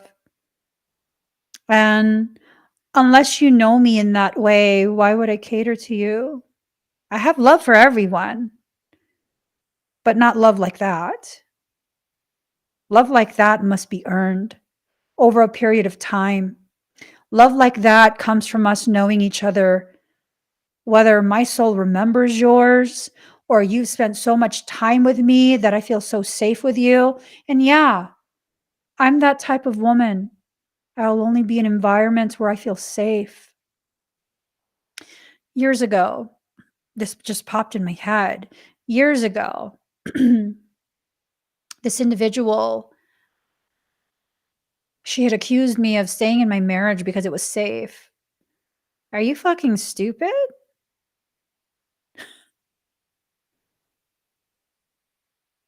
That's how I know my husband is absolutely worthy of me worshiping him.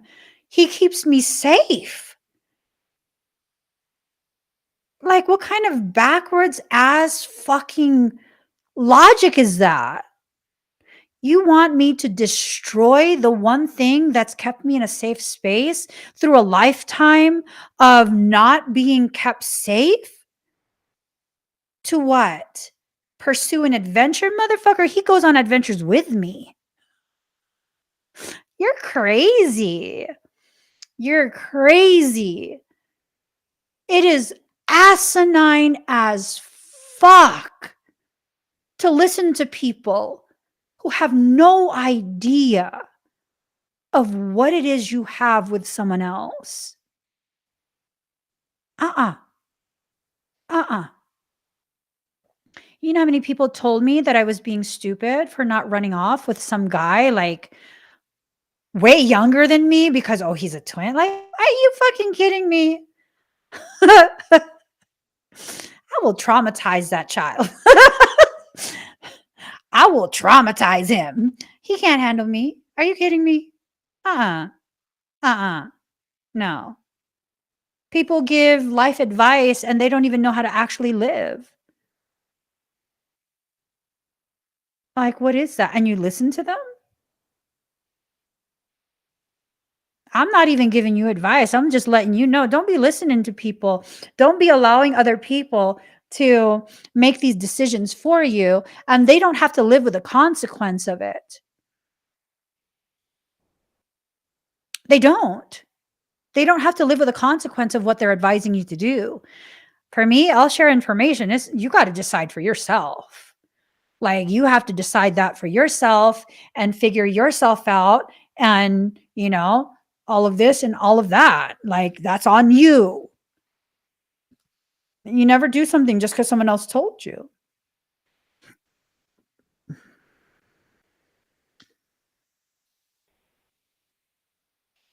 So the Fool in reverse: bad decision, apathy, hesitation, and negligence. They were negligent with you and your heart. They made bad decisions.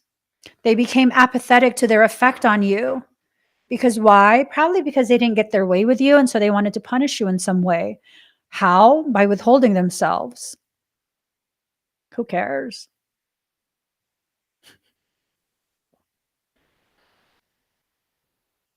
I mean, you gotta make sure that I'm, like, massively in love with you for life and have pledged my devotion for you for the rest of this existence before you start playing that game of withholding yourself. Because, motherfucker, I got Capricorn heavy in my chart. Capricorn's in my Venus, too. You wanna play that? Boo. I promise you, I can hold out longer than you. I won't even think of you. I will just be like, "Oh, thank God. Out of sight, out of mind." Oh. I'm serious. That's how my brain functions. Out of sight, out of mind. You wanna play that withholding? Okay, you go first. I'm not gonna reach out. You go first, okay? Go ahead. It's like playing hide and seek, and you let them hide, but you never seek. I'm just saying. I'm just saying, you know?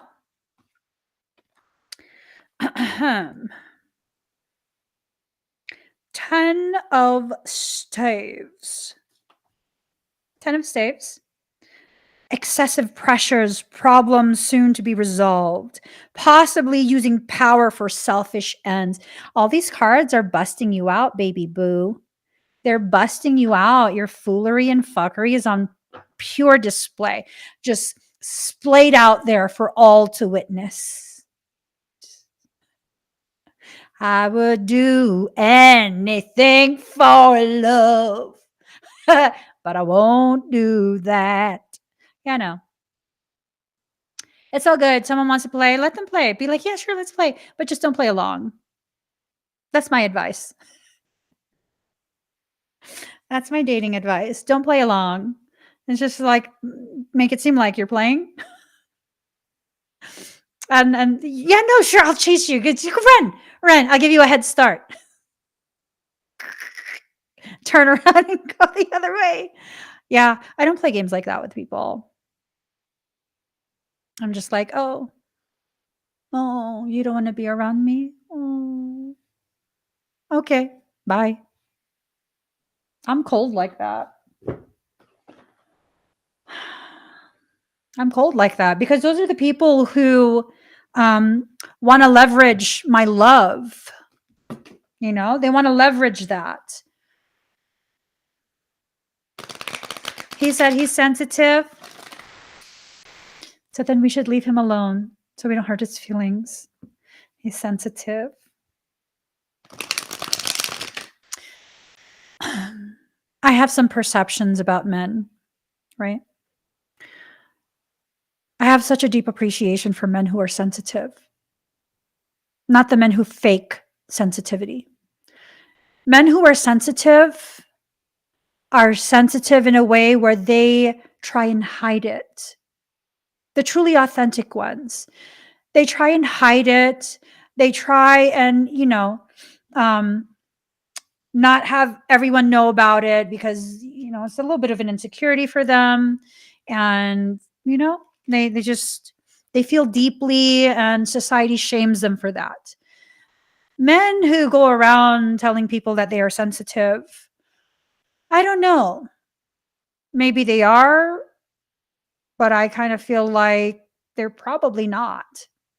They're probably the next generation of fuckboy.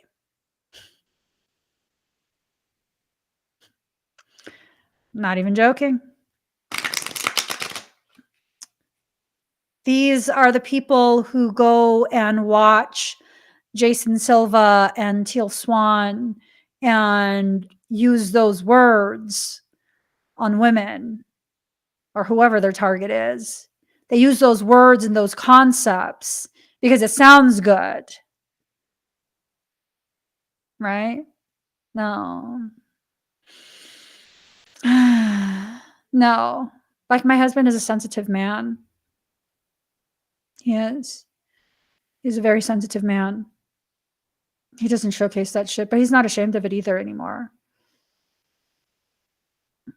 Like when he feels for people, um, he feels for people. He wants the best for people. Know what I'm saying? Be careful, ladies. Be careful of falling in love with an aesthetic. The aesthetic of a snake is nothing but the skin that they later shed. I'm just saying. Yep. Yes, Moonrock, when you're actually sensitive, most men don't actually want people to know. Just because they sound sensitive, just because, yeah. Like for me, I can tell when someone is actually sensitive and when they're just a fuckboy. Yeah. Y'all are lucky I don't go into my messenger because I absolutely have it in me to make fuckboys cry. I do. That's within my capacity and capability. Haven't done that in a very long time. Years. Because then I realized I got to stop using them for my entertainment.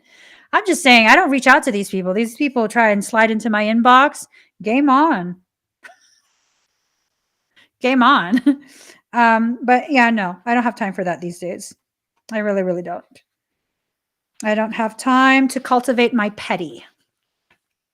This petty ass behavior. It is. It is. I'm not in denial. It's petty ass behavior. Okay. So 3 of air: education, talent, study, willingness, guides, teachers, comprehension, communication, and perception. Lessons repeat until we understand. Learning transforms talent into skill. Ignorance is nothing to be proud of. Expand your mind. With every experience offers a lesson. Education is a lifelong process. Learning aids comprehension. They about to learn, baby boo. And you are the Cliff's Notes. Someone once told me years ago, my middle name must be Karma. You know what I'm saying? Yes, Miss H. Yes. Mhm. Venus Cap are not up for games. Exhausting. We've got shit to do in this life. I have Capricorn in my Venus. Venus in my Capricorn. I love candy corn, by the way. It just makes me feel sick. If I eat it, I feel sick. But I love candy corn. I love the candy corn pumpkins. Oh my god. That's worth the diabetes. It's worth the diabetes. No, it's not. No, it's not. That shit makes me feel hella sick. I could have maybe one. And then I feel sick. All right. Six of Earth in reverse. This card asks if you have a habit of volunteering your services only to lament your situation to garner praise or sympathy. Do you perform a task somebody else is responsible for without being asked, only to feel the need to tell everyone around you how difficult or inconvenient it was and how much trouble you went to for no thanks? When this card appears reversed, it speaks of martyrdom and those who take service role in order to help others. Yeah, don't be a martyr. That's a dickish thing to do. Martyrdom is manipulation. You don't want to be an emotional manipulator, right? Right? So don't do martyrdom. Do things because you feel called to, and if you feel called to, being able to do it is the reward. That's the thanks enough. That's how I see things. If I'm going to do something for you, it's because I feel called to do it for you. And that is my reward. Being able to assist in the way that my soul is encouraging me to assist, to experience that with you, to be part of such a vulnerable moment with you. That is my reward. I don't expect to thank you. I don't expect adoration. I don't expect accolades. And I probably 99.999% of the time will never tell anyone what I did for you. And that's just that. But once upon a time, for a large portion of my life, I did play the role of martyr because I felt like I was obligated to. I felt like that was a way for me to be a good person until I realized it's a way for me to prepay for my place in your life. And when I do something for you, back when I was doing this, it was my way of securing my place. If I make you dependent on me, you can never kick me out. Oh, but in that, I now have to carry you in all of your baggage. Oh, I need to go eat. I've lost my appetite. Yeah. No, we can't do that anymore. We just can't. Now is a time to rise up from your depths and go through the process of truly, deeply falling in love with yourself. It's time. It's time. If there's one thing that needs to be reconsidered, it's the way in which you regard yourself.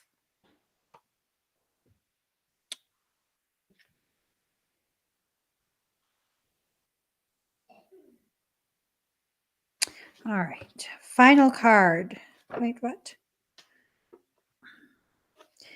I've waited 100 years. I'll wait 1,000,000 more for you. Okay. So it's in reverse. Your confidence while growing up was influenced by what those around you said to you or about you.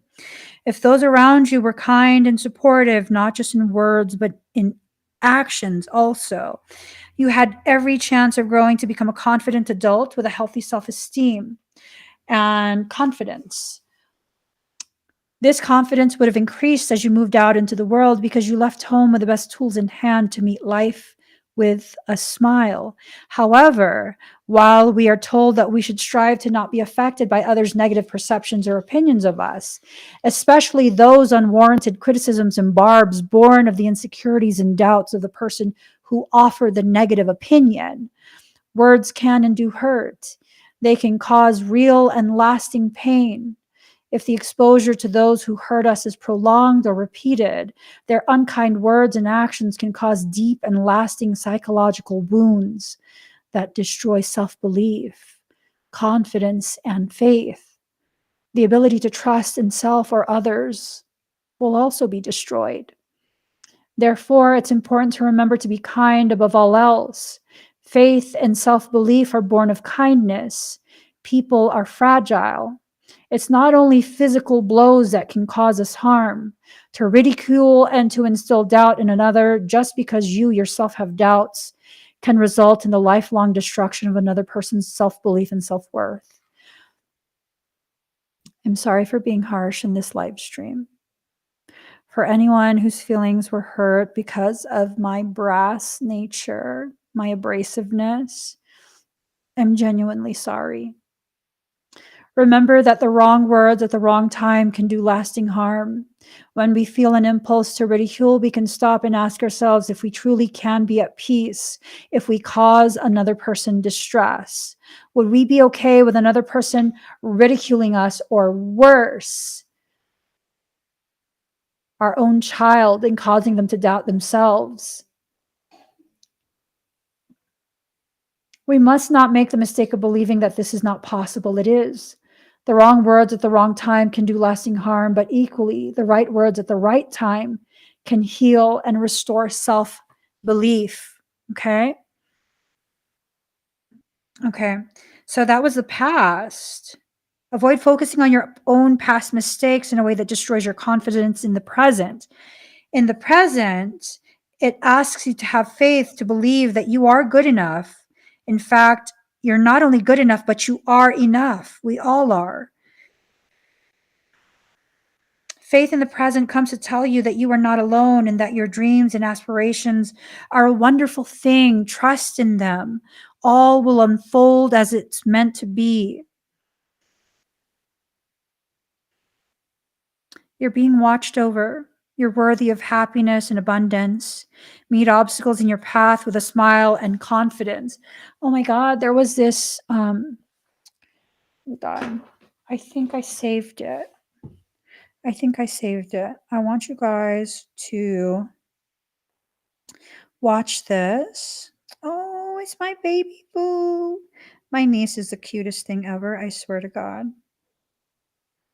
She is just so freaking cute. It's ridiculous. It's ridiculous how cute she is. Okay, here it is. I'm going to airdrop it and we'll watch it. We shall watch it together. I want you to see this.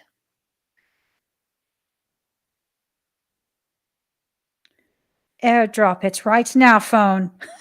There it is. Had to speak aggressively.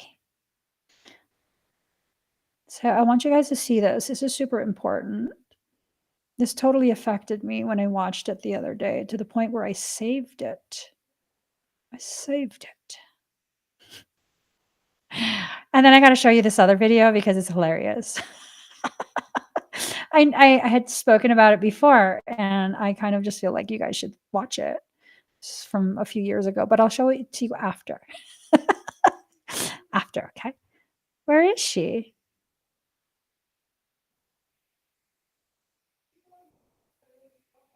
Where is the video? Okay, well, wait a minute.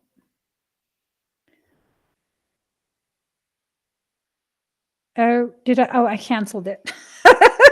I canceled it.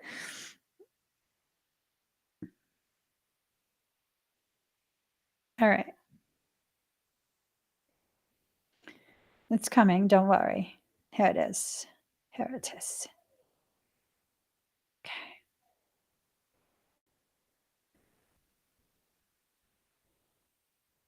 Okay. Okay. It's loading. It is loading. All right. Come on.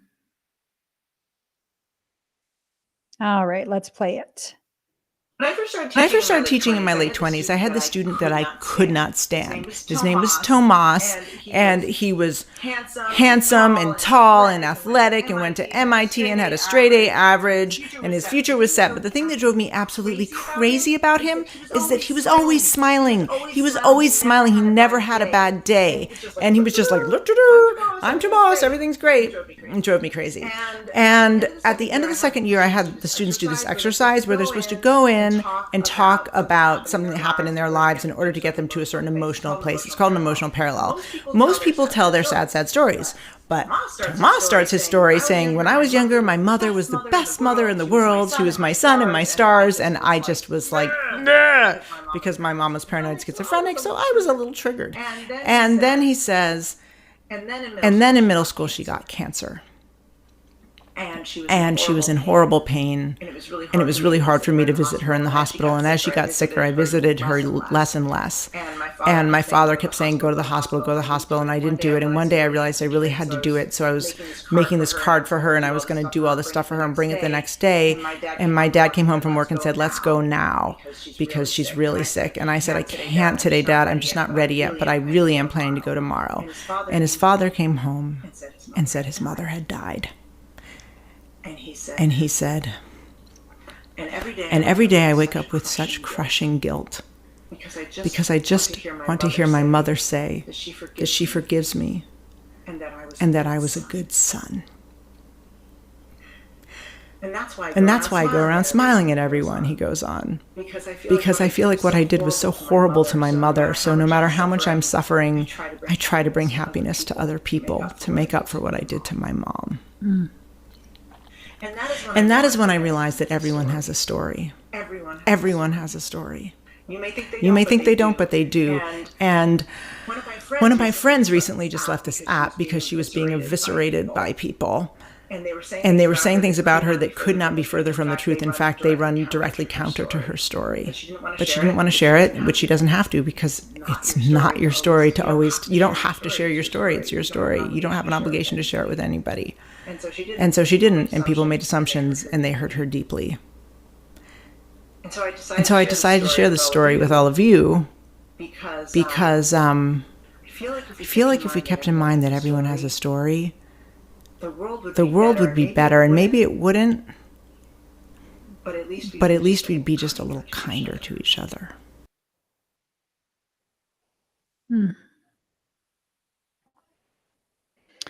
That need for kindness, right? You deserve that kind of kindness as well. You know your story very, very well. It's people like us who have the hardest time with two things.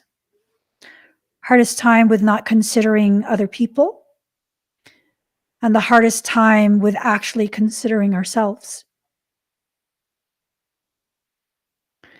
I think for most empaths, we are both that woman and Tomas, where we go out of our way to ensure that everyone is okay because we carry a guilt within ourselves, our heart, and our soul about ways in which we perceive we have failed. We perceive our shortcomings as the most atrocious betrayal to humanity at large. And then there's this other part of us that's directed at us. That's like, oh God, why are you always smiling? Why are you so fake? Why are you so this? Why are you so that? Technically, it's called imposter syndrome. You're not born an empath. Because of the environment you exist in as a child,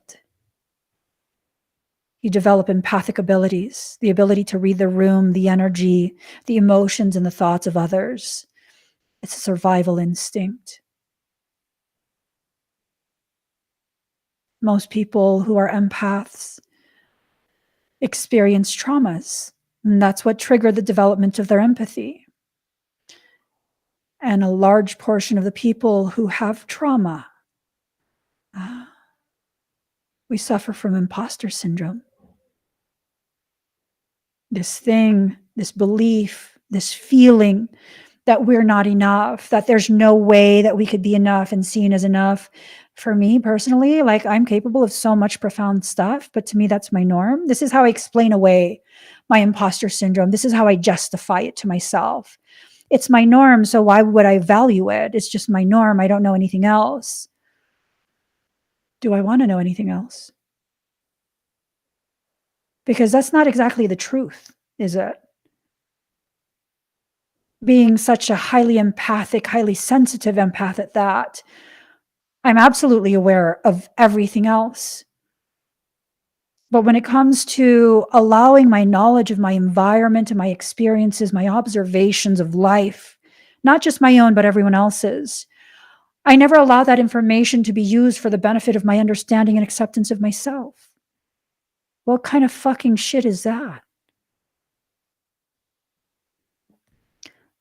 The kind of fucking shit a highly injured heart does.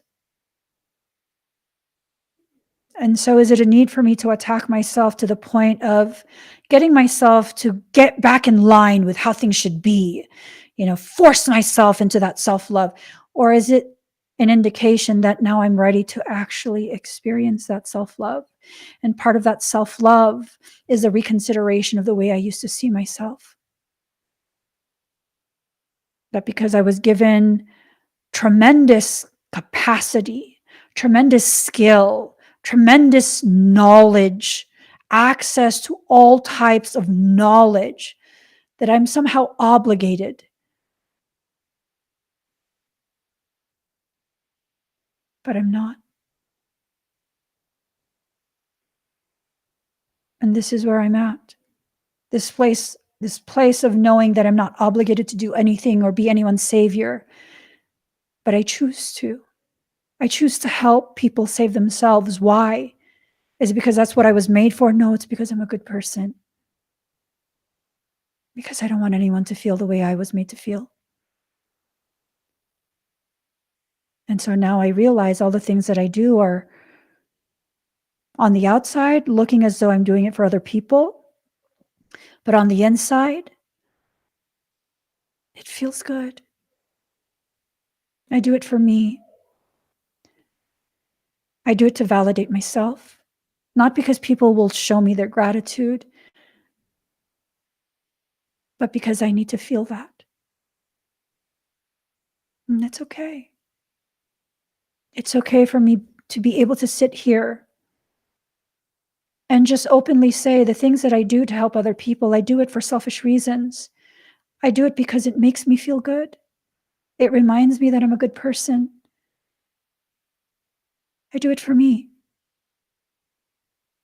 And thankfully, that selfishness benefits others. But even if it didn't, I deserve to feel good when I need to. I deserve to experience a life where I feel good living it. And we have to get to a point as individuals where we reconsider every connection, every perception of memories remembered. Reconsider it to the degree that you can see clearly the way it lifted you, the way it grew you, the way it cultivated this peace within you. And all you have to do is tap into it and allow it to re-enter. Yes, Katie Ann says, I can sleep at night knowing I am a good person.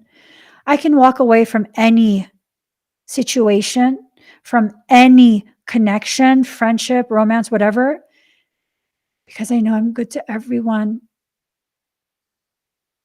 I'm good to people. And when I walk away from you, it's not a loss for me. It's never a loss for me.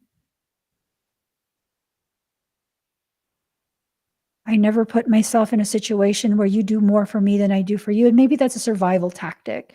Maybe that's a trauma response. But because I know this about myself, I know when I walk away from you, when you take yourself away from me, that is your loss. You lost someone who loved you to the degree that maybe you weren't even worthy of. And it didn't matter to me because I just loved you anyways. It's okay to be honest to that degree, It's okay for you to see yourself as you are. I want you guys to see I am full of ingenuity. I'm a badass motherfucker. This is for, I think that was my 40th birthday. I was teaching myself how to longboard. I found the video. I was teaching myself how to longboard. My husband was trying to teach me, but then I was like, I'm going to get hurt. And then he was just like, maybe we should just stop.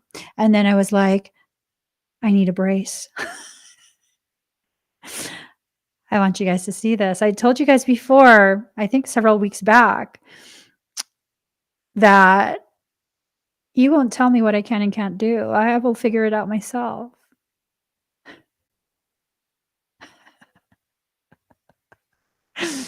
So, if y'all are ready,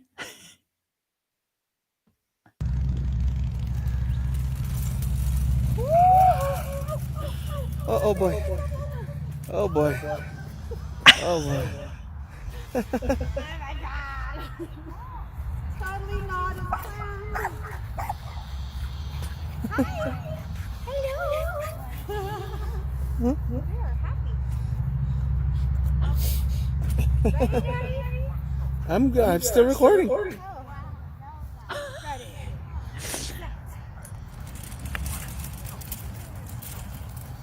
and it kept turning for some reason. Yeah, those are Boston Terriers. We used to have a Boston Terrier. Yeah, but they have There a you lot go. of energy. They can jump. They're jumpers. They jump so high they can kiss you in. Yeah. Okay. And it was not long after that video concluded that my mother realized from her wheelchair,